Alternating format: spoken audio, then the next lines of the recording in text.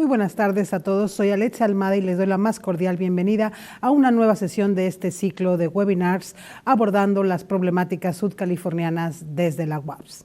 La universidad pública ha experimentado numerosos cambios en las últimas décadas. Sin embargo, recientemente está conociendo uno de los procesos más profundos, puesto que involucra plenamente su razón de ser desde su fundación histórica hace más de 1000 años. Este proceso implica tener en cuenta su función social como ente activo y dinámico, partícipe en la toma de decisiones de orden público y gubernamental.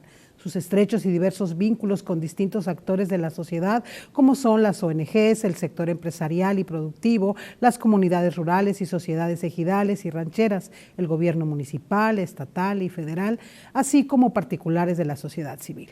Este ciclo de webinars es la oportunidad para conocer y entender algunos de los temas de mayor relevancia social y ambiental en nuestra región por medio de la intervención de sus principales exponentes, asociaciones civiles, funcionarios, emprendedores.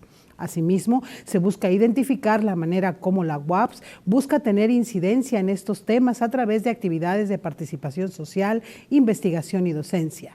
Comenzamos, que lo disfruten. Hola, buenas tardes. Bienvenidos al segundo ciclo de webinars abordando las problemáticas sudcalifornianas desde la UAPS. El tema de hoy, huertos comunitarios y otras prácticas de agricultura sustentable en la ciudad, y para ello nos acompañan dos grandes invitados. El primero con el que vamos a charlar es el ingeniero Joel Villegas Díaz de León. Él es profesor del Departamento Académico de Ingeniería en Pesquerías de la Universidad Autónoma de Baja California Sur, practicante y entusiasta de la jardinería agroecológica con 13 años de experiencia. Actualmente lleva la coordinación del programa de educación escolar en la Asociación Civil Raíz de Fondo, donde asesora y acompaña a docentes y alumnos de educación básica en la creación, planeación y mantenimiento de huertos escolares. Bienvenido, ingeniero Joel Villegas, quien nos va a hablar sobre la agricultura de traspatio y el trabajo de la Asociación Raíz de Fondo. Muchas gracias, es un gusto estar aquí. ¿Vas a presentar a nuestro otro compañero? No, la dinámica va a ser que primero vas a presentar tú y ya después presentaría el maestro Murillo, y ya continuamos con preguntas y respuestas. Muy bien, entonces, pues muy buenas tardes a todo el público y nuestra audiencia. Es un placer nuevamente estar aquí. Les voy a presentar un poco acerca sobre los huertos comunitarios y su papel en la sustentabilidad. Entonces, si me permiten, les comparto pantalla con una humilde presentación en donde les iré platicando el rol de los huertos en este sentido. Muy bien, ¿me confirman que lo estamos viendo? Sí, ya se ve muy bien. Muy bien, gracias. Entonces, pues comenzamos. ¿Cómo los huertos comunitarios tienen un rol en la sustentabilidad? Que desde hace unos años para acá, cuando se formó la nueva agenda y los objetivos del desarrollo sustentable, pues la palabra sustentabilidad ha sonado mucho, ¿no? Entonces, no porque hagamos pequeñas acciones, no quiere decir que impactan de manera global. Veamos algunos ejemplos. Primero quiero comenzar por definir qué es un huerto comunitario, ¿sí? Para que todos tengamos ese contexto y de ahí partimos. Yo concibo el huerto comunitario como un espacio dedicado a la producción de alimentos vegetales, ¿ok? Porque es un huerto. Si bien puede haber otro tipo de producción con animales de traspatio, comúnmente un huerto es para la producción de alimentos vegetales, en donde la comunidad tiene acceso y participación activa. Y esto lo hace distinto de un huerto convencional de un particular a un huerto comunitario, porque si es de la comunidad, es de todos y es para todos. Muy bien. Entonces, ¿pero por qué los huertos comunitarios son sustentables para la ciudad? Primero, número uno, nos brindan acceso a alimentos nutritivos, ¿sí? Contribuyen al suministro de productos frescos y nutritivos disponibles casi todo el tiempo. Menciono casi todo el tiempo porque ustedes saben, ya estamos a media primavera, comienza el calor Y en un huerto de espacio es difícil controlar factores como la temperatura, ¿no? Donde si bien podemos producir algunos vegetales, es difícil y no tenemos una amplia variedad durante toda la temporada de nuestra ventana de siembra. Entonces, con el ahorro que pudiéramos tener del acceso a estos alimentos, podemos seguir comprando otros alimentos que no nos da el huerto. Por ejemplo, en el huerto difícilmente vamos a producir proteínas como las carnes.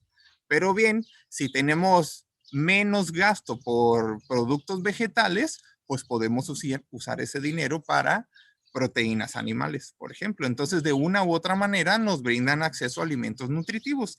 Y hago el énfasis en nutritivos porque puede haber una diferencia significativa entre un alimento cultivado en tu propio patio o en el espacio comunitario al de el producto cultivado a gran escala, donde tal vez los nutrientes fueron fertilizantes químicos, etcétera. Entonces se ha demostrado que puede haber una diferencia significativa y esto los vuelve más nutritivos, puesto que en casa o en el espacio comunitario vamos a utilizar técnicas que tienden a lo agroecológico. Pero bueno, no me brinco, lo voy a comentar más adelante. También los huertos comunitarios nos ofrecen seguridad alimentaria porque nos brindan la capacidad de producir nuestros propios alimentos. ¿Sí? En ese sentido es seguridad alimentaria. Entendamos seguridad alimentaria como un concepto que nos ofrece la posibilidad de tener alimentos accesibles durante todo el tiempo y con las necesidades nutricionales que cada quien tiene. ¿Sí? Entonces, también dan seguridad alimentaria porque, como ya decía, contribuyen a la reducción del gasto en los alimentos por las familias.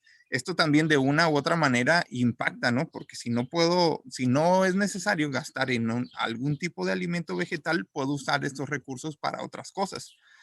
Y curiosamente, fíjense, se estima que una familia convencional puede llegar a gastar hasta un 50% de su presupuesto para alimentos en alimentos que no son nutritivos, ¿sí? Es decir, procesados y ultraprocesados que fácilmente conseguimos en las tiendas de conveniencia de la esquina, ¿sí? Para no decir en qué tipo de tiendas. Entonces, fíjense cómo tenemos un derroche ahí y no es por alimentos sanos, pues que si bien nos van a quitar el hambre tal vez momentáneamente, no están aportando más a nuestra salud. Y ahorita vemos algunas consecuencias de ellos. También los huertos comunitarios son núcleos educativos, porque lo podemos ver desde un punto técnico y un punto más personal, ¿no? Primero, refuerzan los valores positivos entre personas y el medio ambiente, ¿sí? Yo ahorita que trabajo con muchos estudiantes pequeños me doy cuenta cómo hay una desconexión increíble entre las personas, o bueno, estos niños y su entorno, ¿sí? Donde a veces los niños no conocen de dónde viene un tomate o no han tenido la posibilidad de saber de dónde viene desde una planta un fruto del tomate. Por mencionar solo un ejemplo, ¿no?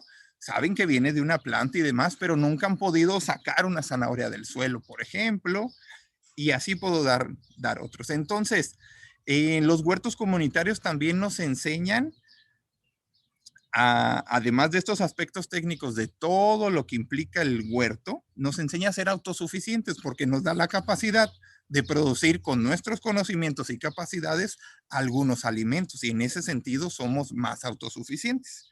Que es destacable esta palabra porque, pues, recuerden hace un año que comenzó nuestra pandemia, cómo hubo escasez de alimentos en muchos lugares y fue algo difícil y complicado, ¿no?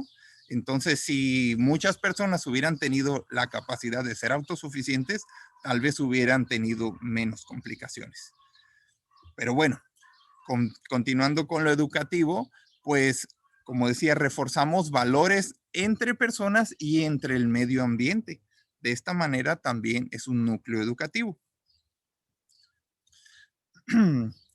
Tal vez suene un poco inherente, pero el huerto comunitario también promueve la salud de las personas porque nos invita a realizar actividad física. Es necesario realizar actividad física. Que hay personas que se ven motivadas en el huerto a realizar esa actividad física que tal vez en casa no tienen esa motivación. El sedentarismo es un problema global, complicado, porque tiene muchas repercusiones en la salud, ¿sí? Lleva al sobrepeso, a la obesidad y todos los problemas cardiovasculares, diabetes y bueno, todo lo que desencadena a partir de ello. Entonces, el huerto comunitario, además de proveer alimentos sanos y nutritivos, promueve la salud de las personas porque nos invita a realizar actividad física en diferentes estratos de población, desde los muy jóvenes como los niños pueden participar en el huerto, hasta personas adultas mayores pueden seguir haciendo actividades en el huerto. Entonces, es un complemento increíble. Y últimamente que hemos tenido la situación de estar tan aislados y encapsulados, la salud socioemocional. El huerto también contribuye enormemente a la salud socioemocional, porque sales al huerto y es un desestrés. El maestro Raúl ahorita seguramente nos va a decir, ¿no? Andas al aire libre y es otra cosa, ¿sí? Entonces, en personas con estrés, con diferentes tipos de ansiedades, ¿sí? Que puede ser alimenticia, etcétera, etcétera. Entonces, el huerto los ayuda también porque es un distractor. Tener plantas o seres vivos a tu responsabilidad también nos invita a estar al pendiente de ellos, ¿sí? Porque sabes que tienes que ir a cuidar tus plantitas muy seguido, todos los días. Entonces, esto nos ayuda en valores positivos y bueno, una salud socioemocional. Continúo con que el huerto pues beneficia al medio ambiente de muchas maneras, pero lo englobo. En los huertos comunitarios se pueden, bueno, se suelen utilizar técnicas e insumos amigables con el medio ambiente, porque todos queremos comer lo más sano posible, inclusive lo más barato posible, entonces se utilizan insumos orgánicos que a veces uno mismo los puede preparar, ¿sí? Para nutrir el suelo es común utilizar composta, de donde reciclamos anteriormente desechos de los hogares del vecindario, se hicieron composta y van a reintegrarse al suelo para nutrirlo nuevamente. Entonces, es solo un ejemplo de cómo ayudan al medio ambiente. Los huertos, ahora sí los vemos como un área verde, nos ofrece diferentes servicios ecológicos, ¿sí? Sabemos que las plantas consumen dióxido de carbono, lo transforman en oxígeno. Las plantas tienen la capacidad también de absorber el calor, ¿sí? Y darnos aire más fresco o simplemente áreas sombreadas como en la que estoy. Y bueno, también los huertos pueden ser, más bien, son hogar y refugio de diferentes flora y fauna que también benefician nuestro medio ambiente. Pongo en la fotografía una pequeña abeja. Sabemos que las abejas están desapareciendo porque no tienen los entornos para reproducirse y alimentarse. Entonces, los huertos urbanos se convierten en pequeños microecosistemas en donde literalmente florece la flora y la fauna. También, y creo que por último, los huertos comunitarios promueven la convivencia social porque permiten la integración de personas del mismo barrio que comúnmente no conviven, ¿sí? Porque tienen intereses distintos y el huerto es el punto de encuentro, porque todos necesitamos comer, no hay de otra, ¿verdad? Entonces, quienes se ven atraídos suelen hacer grupos muy fuertes y unidos de cooperación en los huertos comunitarios, porque poco a poco, entre ellos y el trabajo que van realizando juntos, se va formando un sentido de pertenencia. Seguramente les ha tocado tener un vecino que nunca se involucra en las cuestiones del barrio, ¿sí? O que apenas si saluda y no va más allá. Entonces esa persona no tiene sentido de pertenencia con su comunidad. Difícilmente podría colaborar en el caso de una catástrofe u otra cosa. Un huerto comunitario es este imán que nos puede llegar a unir entre todos. Entonces, por ese lado también es muy bueno. Y se ha demostrado en ciudades más violentas, por ejemplo, en Tijuana, para no irnos a otros lugares del mundo, donde algunos ejercicios de huertos comunitarios y escolares están ayudando a mitigar la violencia, ¿sí? Y robos y todo lo demás que ocurre en zonas con necesidades precarias, ¿no? Entonces, ¿por qué? porque simplemente el huerto es un punto de encuentro en el que todos pueden convivir y se conocen. Y es ahí donde ese convivio, que tal vez sin el huerto no hubiera otra manera de comunicarse, pues es lo que hace la diferencia, ¿no? Entre conocer a tu vecino, que desafortunadamente puede ser un malandrín, ahora en el huerto, pues nos está ayudando. Y obviamente eso hace que se integre y no hace daño a la comunidad. Y bueno, así puede haber otros ejemplos de convivencia social en el huerto. En pocas palabras y resumiendo, como conclusión, quiero mencionar que el huerto comunitario, ya sea pequeño o grande, y aunque sea a una escala local, es decir, de nuestra ciudad, es parte de un gran esfuerzo global, donde menciono los indicadores en los que de una u otra manera el huerto tiene incidencia para los objetivos del desarrollo sustentable que tenemos planteados para el 2030. Se dice que puede poner fin a la pobreza porque, bueno, ayuda a mitigar la reducción de gastos. También con hambre cero, el huerto nos ayuda a reducir los índices de hambre. Salud y bienestar, ya lo mencionaba por qué. Es un ejemplo de espacios donde son núcleos de educación de calidad por la promoción de valores, del medio ambiente, y los mismos huertos comunitarios muchas veces son plataformas donde se enseñan otras cosas de interés a la comunidad. Se dice que es igualdad de género también porque en el huerto colaboran todos, no solo la mamá, los papás también le entran, y así todas las personas sin importar sexo, religión o cualquier otra condición. El huerto pues contribuye a comunidades y ciudades sostenibles porque tiene todos estos beneficios que ya mencionaba.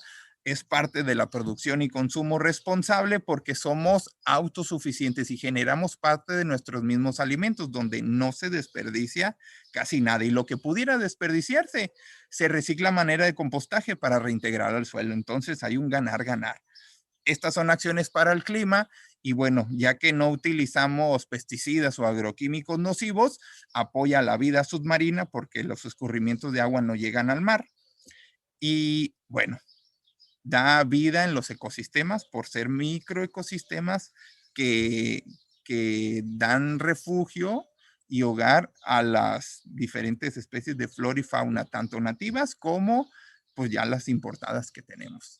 Entonces, pues es todo lo que les quiero comentar de momento. Espero que ahorita en la sesión de preguntas y respuestas tengamos algunas dudas de los participantes.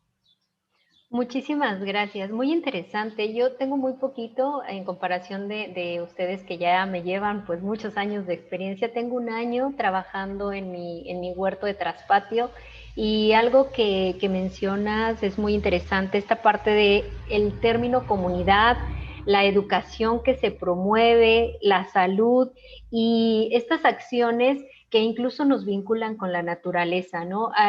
Hace poco también en algunos documentos que revisaba se hablaba del término déficit de contacto con la naturaleza, y este déficit nos lleva a mantenernos indiferentes a lo que sucede en nuestros entornos. Muchísimas gracias.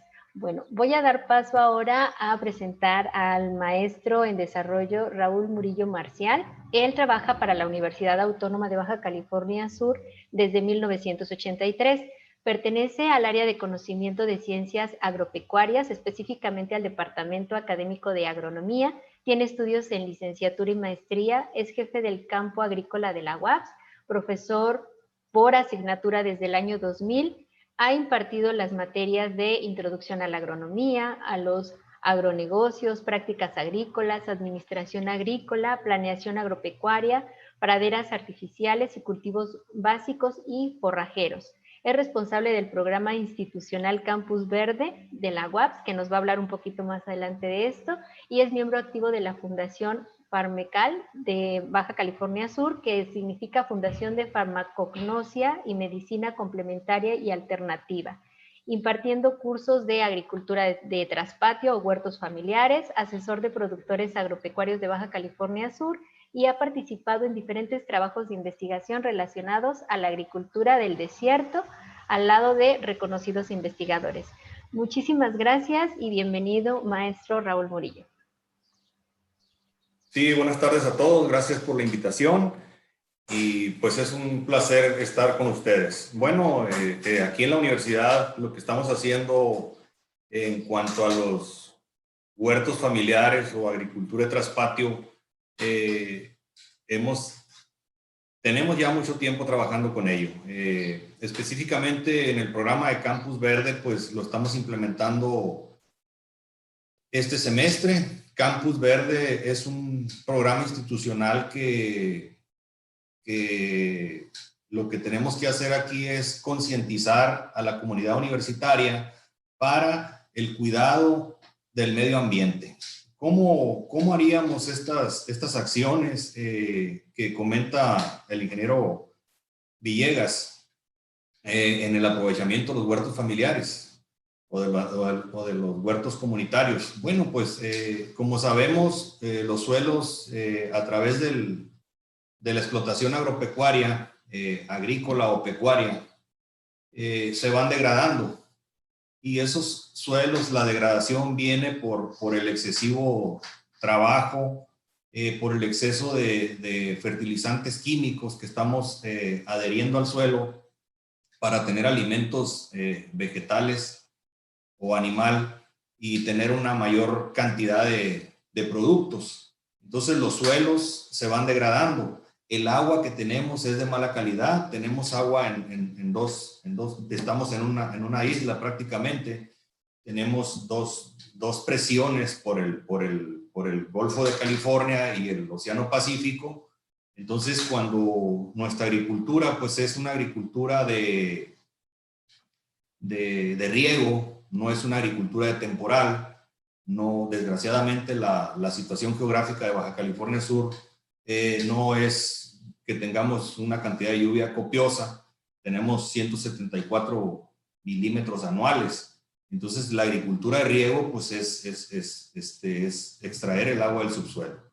Y bueno, pues hay una presión de los dos océanos, de los dos mares, como les digo, y existe, cuando hay una sobreexplotación de los mantos acuíferos, esa agua salina se va introduciendo, se llama intrusión salina, se mete a los pozos para uso agrícola y tenemos aguas de mala calidad. Y esa agua se refleja en los rendimientos de los cultivos, en la degradación de los suelos, y pues estamos obligados a estas prácticas que desgraciadamente poco hacemos, pero que la universidad, a través de responsabilidad social universitaria, ha tomado como bandera, y lo que queremos es que esto se proyecte fuera de la universidad. Y bueno, ¿qué hacemos aquí? Lo que estamos haciendo en la actualidad en Campus Verde es todos los materiales vegetales que se podan, que son producto de las podas, de las jardinerías que tenemos, las estamos depositando en un área para compostearlas. Es decir, las acumulamos, en lugar de que vayan al relleno, van a ese depósito, las vamos a triturar y vamos a hacer composta. Otra práctica que se hace es recoger toda la hojarasca que se genera por la defoliación natural de las plantas, se recoge, se selecciona y las depositamos en las áreas, en los terrenos agrícolas que tenemos. Ahí las depositamos, las estamos distribuyendo de una manera homogénea, y posteriormente, a través del rastreo, que es una actividad que se hace en un proceso de producción agrícola, las vamos a incorporar al suelo, y de esa manera estaríamos enriqueciendo ese suelo, adhiriéndole materia orgánica. Esperemos que este año nos llueva, si no, pues con el agua de riego que nosotros adherimos a los cultivos de siembra, esa materia orgánica se va a descomponer y nos va a enriquecer un poco el entorno agrícola que tenemos. Tenemos praderas de zacate búfel. Una pradera debe estar cubierta por vegetales. En este caso tenemos el búfel, que es un forraje. Y por ahí, hace muchos años, un maestro que en paz descanse, que se llama Arturo Escobar Hernández, él decía que el mejor suelo era un suelo de pradera. ¿Por qué? Porque tiene una cubierta vegetal. Cuando tenemos el suelo cubierto, evitamos la erosión eólica o la erosión hídrica. Y entonces, ese ecosistema pradera pues tiene el suelo, tiene la planta y tiene al animal. Y ese animal come ese forraje disponible en esa acción de pastoreo directo, tira hojas, tira ramas, defeca, orina, y con el pisoteo que hay en ese ecosistema, pues está descomponiendo las heces fecales que él mismo estuvo depositando ahí, y esas heces fecales se vuelven un abono para ese suelo. Entonces, esas son acciones que estamos haciendo aquí en la universidad. Estamos rehabilitando las praderas. Afortunadamente ya tenemos agua para poder regar. Nos estamos tecnificando también, porque un factor limitante es el agua en el estado. Y necesitamos tecnificar las áreas de cultivo por goteo, por microaspersión, por aspersión o por cañón. Ya no tener el sistema de riego rodado o superficial, porque se infiltra, se evapora, se pierde. Entonces no tenemos una eficiencia bien de ese sistema de riego. Eso es lo que estamos haciendo. Me ha tocado atender alumnos de primaria, de preescolar. La verdad, en un principio, pues nosotros estamos acostumbrados a hablar técnicamente con estudiantes de la universidad, que son de agronomía o de agronegocios o de zootecnia, de ingenieros en producción animal, de veterinarias, y pues hablamos un lenguaje técnico donde nos entendemos, y en un principio se me hacía muy, muy difícil bajarme al nivel de los niños de jardín. Pero bueno, he aprendido y es algo muy satisfactorio, la verdad, se lo digo con mucho orgullo, atenderlos. Y sus preguntas tan inocentes, tan espontáneas, que como decía Joel, no saben a veces de dónde viene el alimento, cómo nace una planta, cómo se genera, qué cuidados tiene. Yo les digo que la planta es un ser vivo que tiene que tener cuidados. La diferencia es que no habla una planta. ¿Cómo sabemos cuando una planta está enferma? Pues bueno, pues hay que verle el color, hay que ver sus hojas, cómo están las hojas. Hay que ver cuando tiene plaga, cuando tiene una enfermedad. Si vemos una hoja que está arrugada hacia abajo, en vez de la hoja, pues bueno, pues hay que darle vuelta. Y vemos que hay unos animalitos que se llaman pulgones que le están comiendo la savia. O vemos a los minadores que en la parte de arriba tienen muchos caminitos. Y bueno, o sea, todo eso es muy gratificante, la verdad, estar en esto, y yo le agradezco a Dios y le agradezco a la universidad de estar aquí, el poder amanecer y ver todo el entorno que tengo. O sea, es algo muy, muy bonito, y bueno, pues tenemos también un lombricario. Empezamos con 1 kilogramo de lombriz, y ahorita pues tenemos tres camas o 3 canteros, como dicen los cubanos. Desconozco la cantidad de lombrices que tenemos ahí, pero hemos llegado a vender 50 kilos de lombriz o 100 kilos de lombriz, de 1 kilogramo que empezamos. Entonces, ¿qué producimos con la lombriz, con la lombricultura? Producimos el humus de lombriz, que es un abono. Producimos un lixiviado. Entonces, estamos desistiendo con estas acciones de utilizar insecticidas y fertilizantes químicos. Y bueno, en poco o en mucho estamos abonando, como lo está haciendo Raíz de Fondo, a contribuir en lo local a la protección y al cuidado del medio ambiente. Entonces, es algo que estamos haciendo.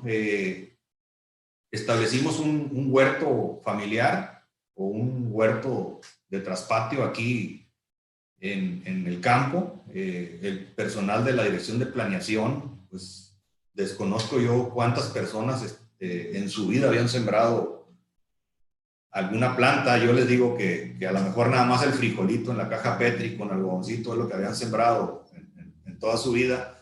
Y bueno, la satisfacción que yo tengo es que ellos depositaron su semilla ahí, están viendo crecer, les ha tocado ver el fruto, la cosecha, lo han consumido. Entonces, yo con eso me quedo. La verdad, la satisfacción que yo tengo cuando imparto una materia que se llama prácticas agrícolas es que el estudiante siembre la semilla, la cuide la planta y al final consume ese producto. Yo con eso me quedo, la verdad. Entonces, eso es lo que estamos haciendo en términos muy generales aquí en la universidad. Vamos a tener una planta de tratamiento de aguas residuales. Voy a sembrar diferentes especies forrajeras, probablemente siembre alfalfa, maíz, sorgo, un pasto que se llama Cuba 22. Y en fin, la idea es tener un sistema de producción integral y de tal manera que abaratemos los costos de producción a través de los productos que nosotros estamos generando dentro del programa de Campus Verde. Por mi parte sería todo. Estoy a sus órdenes para cualquier pregunta y pues agradecerle a Joel por su atención aquí y pues somos amigos de muchos años. Gracias. Muchísimas gracias, maestro Murillo. Bueno, ya tenemos preguntas y antes de leer la primera para que ustedes nos ayuden a responder, es muy interesante cómo se ha dado esta sinergia también en visualizar esto que es un gran tema. Me hizo recordar ahora que hablaba de los niños, un libro que tengo por aquí atrás que se llama La increíble odisea de una pequeña semilla. Es un libro álbum que editó el Instituto Sudcaliforniano de Cultura y por Fomento Editorial, y en ese sentido habla de cuál es todo el proceso que vive una pequeña semilla para generar vida y todo lo que produce en su ecosistema. Es un libro muy bonito porque permite enseñarles a los más pequeños cómo puede una semilla generar todo lo que al principio también nos mencionaba el ingeniero Joel, esta relación con la naturaleza, verla como parte de nuestras enseñanzas cotidianas. Me recordó ese libro, es muy recomendable para los pequeños y para los grandes porque a mí me gusta mucho, ¿no? Bueno, voy a pasar a la primera pregunta. Dice, ¿por dónde puedo empezar para tener un huerto en el hogar? Bueno, si me permiten, lo puedo responder yo y me ayudas a complementar, Raúl. Yo creo que en este momento en el que la temperatura empiece a incrementarse y próximamente tendremos el verano, será difícil que comiences diferentes hortalizas porque sus capacidades y características no permiten que se desarrollen plenamente cuando las temperaturas son altas. Entonces, ahorita para el verano te recomiendo ir planeando en casa. A veces queremos simplemente, quiero poner un huerto y en mi patio grande, pequeño, tengo un relajo. Entonces, te recomiendo empezar por organizar, decidir dónde va a ser y tener espacio disponible.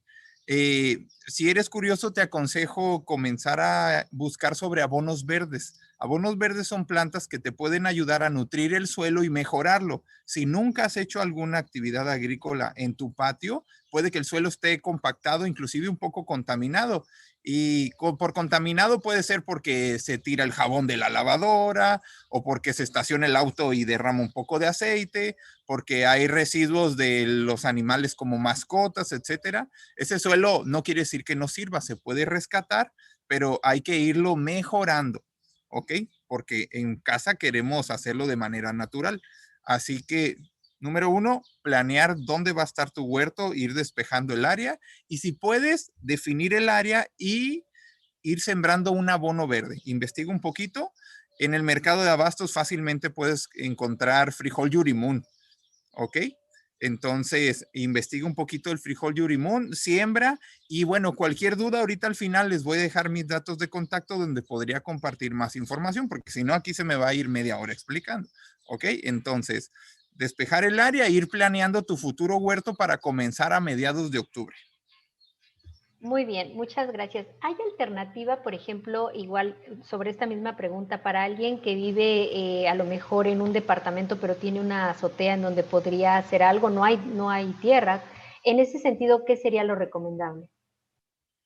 Sí, por supuesto que sí hay alternativa. Si bien no tiene suelo disponible, puede hacerlo en contenedores. Un contenedor es cualquier espacio que pueda retener un sustrato o suelo y albergar una pequeña planta, ¿sí? Podrás poner los contenedores, pues dependiendo de la capacidad de espacio que tengas. Un ejercicio que en este año de distancia con los niños, porque no podemos trabajar en los huertos escolares de manera presencial, es que hemos invitado a todos los niños que no tienen ese suelo disponible porque viven en un lugar que simplemente es una segunda planta o simplemente ya todo su patio tiene cemento. Entonces, en un contenedor pueden lograrlo. Una jaba de esas negras para las verduras tiene una profundidad promedio de 30 centímetros. Con un sustrato de calidad es suficiente para desarrollar algunas hortalizas. ¿Ok? Con un primer ejercicio de un contenedor de un tamaño considerable, pues irás agarrando práctica e ir aumentando tu capacidad de contenedores hasta donde puedas. Pero sí, sí es posible. Y si fuera en la azotea, porque tenemos mucho espacio, pero nada más piensa que hace un calor horrible. Aunque sea invierno, la azotea puede estar muy caliente y algunas especies vegetales no se te desarrollarían. Entonces, en el techo hay que hacer algunas adecuaciones, pero es posible, sí, sí lo es. Ok, muy bien, muchísimas gracias. La siguiente pregunta es, ¿existe algún riesgo a la salud por la absorción de contaminantes del ambiente en los alimentos cultivados en la ciudad? Raúl, no sé si tengas alguna información. Yo puedo comentar algunas cosas, pero no con datos técnicos, ¿no? Pues yo creo que no. En realidad lo que nos afecta es que hemos estado, bueno, y me involucro, ¿no? Porque yo estuve trabajando en la agricultura convencional, es aquella agricultura en la cual tenemos excesivos aplicaciones de fertilizantes. Si estamos en la ciudad, yo creo que los suelos no están tan afectados como pudieran estar en una zona agrícola, pero lo que nos puede afectar probablemente sea algún efecto invernadero que aquí no lo vemos, no tenemos industria, no tenemos metales pesados en el agua residual que se genera por la ciudad. Entonces, yo creo que no es tanto el problema así. El suelo en sí es un sostén para la planta. Que utilizamos en la hidroponía, simplemente utilizamos el agua, pero la nutrición es a través de soluciones nutritivas, ¿sí? Entonces, no creo que nos afecte. Es cuestión de práctica, es cuestión de conocer qué hacer. Ahondando un poquito lo que decía Joel, acuérdense que nosotros trabajamos con ciclos agrícolas, el ciclo primavera-verano, otoño-invierno. Si respetamos, yo siempre he dicho que si ustedes conocen, o yo como agricultor o como productor conozco el clima de la zona donde vivo, ya estoy del otro lado. ¿Por qué? Porque hay factores internos que puedo controlar al interior de mi huerto, pero hay factores externos que no los puedo controlar. Sí, así es. Si me Sí, adelante.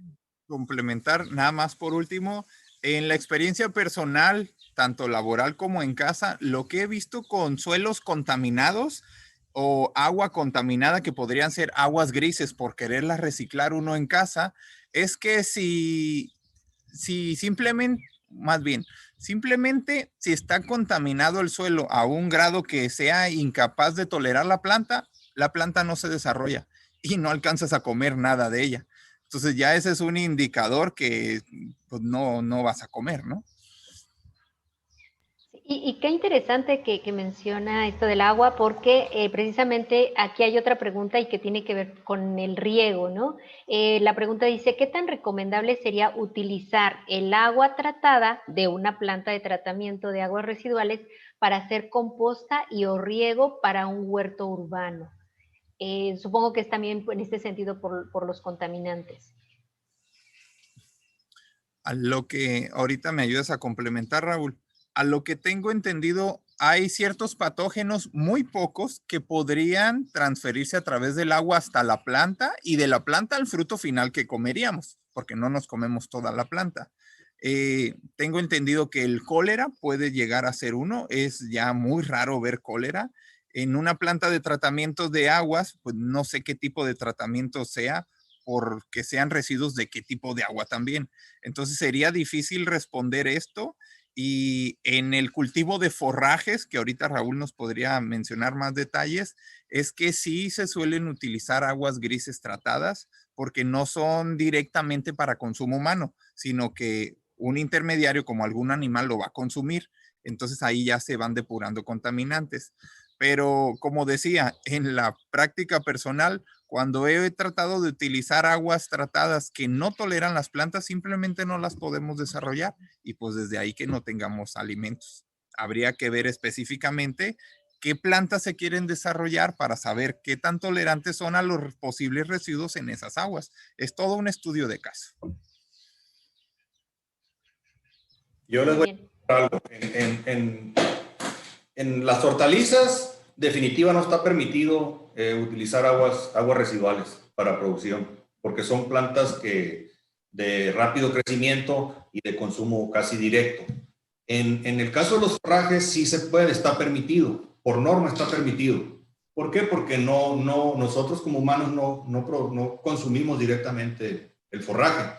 La vaca lo consume, lo transforma en alimento, en carne, en leche, en huevo y todas esas cosas y pues ya no hay ningún problema. Lo que les mencionaba hace ratito, no tenemos metales pesados en la ciudad, no hay ningún problema. Hay plantas, pastos que asimilan esos metales pesados y cuando el animal los consume, pues ya van libres de cualquier agente contaminante. Nosotros hablamos, y uno de los problemas muy graves que tenemos aquí es la salinidad de los suelos por las aguas de mala calidad. Pero si ustedes tienen nosotros sembramos en surcos, en camas o en melgas. El surco es el contorno de donde vamos a sembrar. Yo le llamo fondo a la parte de abajo, le llamo talud a la parte de al lado y le llamo lomo del surco a la parte de arriba. Normalmente sembramos en el lomo del surco, en la parte de arriba del surco sembramos. Pero ¿qué pasa? Cuando tenemos aguas de mala calidad, las sales se acumulan en la parte de arriba y decimos que no germinó o que no va creciendo bien la planta. Por ejemplo, el frijol. La planta del frijol es muy susceptible a las sales. Puede emerger, germina, bueno, emerge a la superficie porque es la primera etapa de fenología, es que emerge a la superficie, digamos, en una etapa de emergencia. Y luego produce sus hojas y esas hojas las vemos con el borde como que se están secando. Tiene agua, pues tiene humedad, tiene todo adecuado, pero ¿qué es lo que está pasando? Que esa planta no tolera la cantidad de sal que hay en el suelo y por eso tenemos que se está manifestando de esa manera. ¿Qué hacemos? Si yo tengo mucha experiencia y conozco el asunto, pues siembro en el talud. Si sé que la sal se acumula en la parte de arriba, siembro en el talud y no tengo ningún problema. Y si es excesivamente las sales que también tengan el talud, bueno, pues siembro en el fondo del surco y posteriormente cuando la planta ya esté desarrollada, su sistema radicular bien cimentada en el suelo, le invierto el surco y ya no tengo ningún problema. Pero son cosas que la práctica te va haciendo, ¿no? Sí, es todo un proceso que hay que aprender, es un poquito de llevar este proceso de aprendizaje para poder hacer mejores cultivos en casa, ¿no? Estos huertos de traspatio. Bien, tenemos 3 preguntitas más y me gustaría, como ya tenemos también poquito tiempo, que me ayudaran con ellas de manera breve, pero no quisiera dejarlas fuera. La primera es si se puede generar composta en el hogar y cómo la pueden hacer. Sí, por supuesto que se puede generar composta en el hogar, inclusive en una cubeta lo puedes realizar. Tal vez no tengas suficiente espacio para ir amontonando en una esquina de tu patio todos los residuos vegetales que pueden ser de la hojarasca de tu árbol o los residuos vegetales que salen de la cocina, pero en una cubeta lo puedes hacer. La clave es tener un balance entre materia orgánica seca y materia orgánica fresca. ¿Ok? Se estima que de una parte de materiales frescos, que podría ser la poda del árbol o cualquier material vegetal todavía con mucha humedad, eso es lo fresco. Una parte de eso, imagina esto, un vaso de eso, y vas a agregar 3 partes de materia seca, porque en volumen es más, pero en materia es menos porque está deshidratada la materia seca. Entonces hay que estarlo integrando y simplemente es mantener ese balance entre humedad. Lo vas a regar para mantener húmedo, pero no en exceso, y no lo vas a tener seco porque tarda mucho en degradarse. Entonces sí se puede hacer, y como les decía, para dar más detalles luego se pueden comunicar con nosotros y con gusto les compartimos material audiovisual, o nos pueden visitar en uno de nuestros huertos comunitarios donde también con gusto yo u otros compañeros les mostramos nuestros ejemplos. Ok, muy bien. Bueno, la otra es ya más específica sobre las actividades que se realizan en Campus Verde. Si habrá la oportunidad para que la comunidad universitaria participe en las diferentes acciones de este programa. Esa es la primera. Sí, nosotros vamos a estar abiertos a la comunidad. Desgraciadamente, por la situación que estamos viviendo ahorita, hemos estado detenidos un poco. Pero sí estamos abiertos, nosotros atendemos a cualquier persona. Yo en lo particular recibo personas de toda la sociedad, incluso de otros estados, del extranjero también me ha tocado atender, porque tenemos unas datileras que fueron producidas por cultivo de tejidos en Israel, y nosotros somos el reservorio, y pues la universidad es el reservorio de ese material genético. Y nos visitan, tenemos toda la información, pero estamos abiertos a atender cualquier visita guiada, ya sea, o dar asesoría, adelante. Muy bien, esa es la primera. Y la otra es para la Asociación Raíz de Fondo. ¿Cómo están llevando a cabo sus actividades de voluntariado en este momento? Bueno, en este momento, más bien, no hemos dejado de tener actividades de voluntariado, si bien se redujeron mucho en cantidad y digamos que en calidad también por la situación de la pandemia. No dejamos de recibir voluntarios que pueden apoyar en cualquiera de nuestros 2 huertos comunitarios. Uno de ellos es Huerto Legazpi, que se encuentra en calle Legazpi, entre Guillermo Prieto y Cerdán, en la zona centro, y el otro está en el Esterito, en la calle Colegio Militar, entre Ramírez y Altamirano. Si buscan en nuestro sitio web www.raizdefondo.org pueden encontrar más detalles y dirección y demás.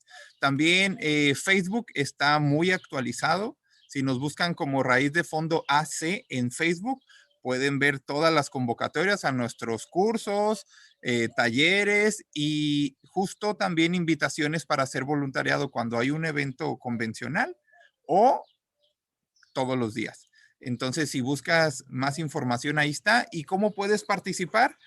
Depende de lo que esté sucediendo en el huerto en ese momento, pues es lo que hay que hacer, ¿sí? No siempre hay cultivos disponibles para cosechar, así como no siempre se puede trabajar en la composta. Es decir, el huerto es un ciclo y es muy, muy movido, ¿no? En ese sentido. Así que te invito a ponerte en contacto con uno de los coordinadores de los huertos para que sepas cómo puedes apoyar y en qué días y horarios, porque sí nos puedes apoyar. Ok, muy bien. Bueno, pues acaban de llegar 2 preguntitas más, espero que nos dé tiempo de manera rápida. La primera es, ¿cómo enfrentar en políticas públicas este lado de la falta del recurso hídrico? Y si hay algo desde la universidad para las rancherías. Bueno, yo creo que hablar del problema del agua es un problema de todos.